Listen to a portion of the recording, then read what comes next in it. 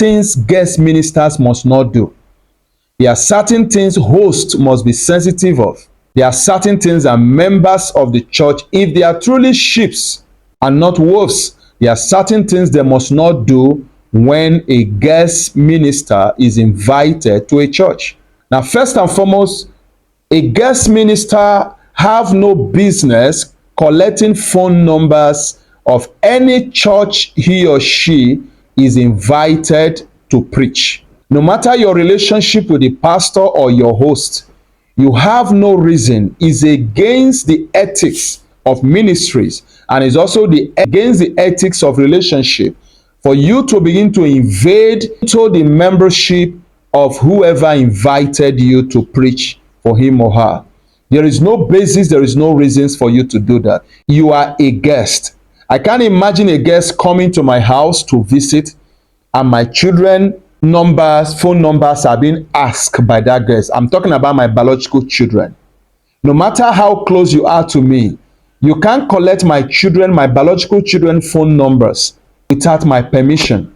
And my children are not supposed to, if they are well trained, they are not supposed to give you their numbers or collect gifts from you and begin to make use of those gifts without telling me as their father or telling their mother.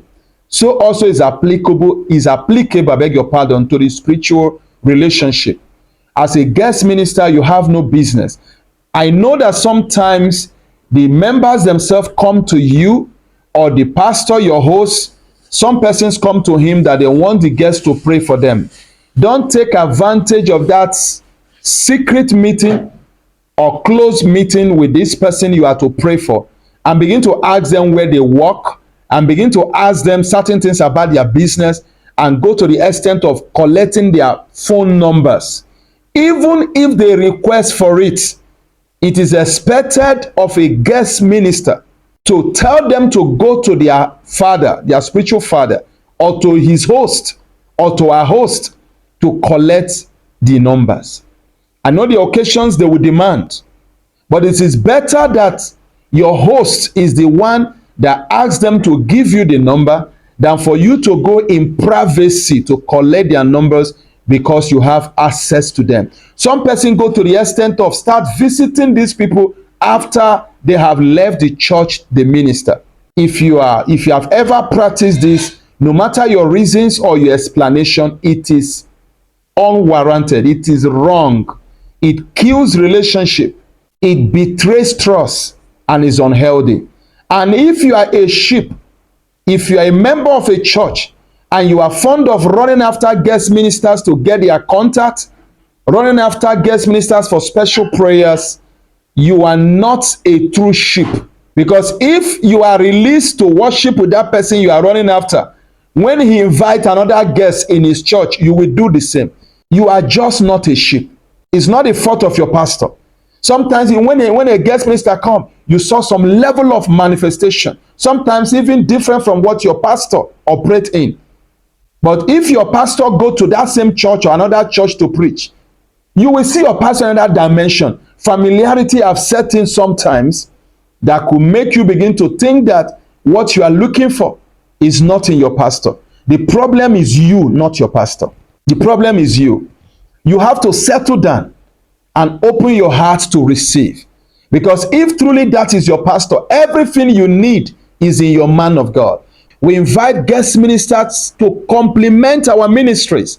The Bible talks about the fivefold ministries. Not every one of us have more than one or two. We have the prophets, we have the evangelists, we have the pastor, then we have the teachers. Not every pastor or ministry or every man of God possess these fivefold ministries. There are people who have this privilege of operating in these 5 dimensions.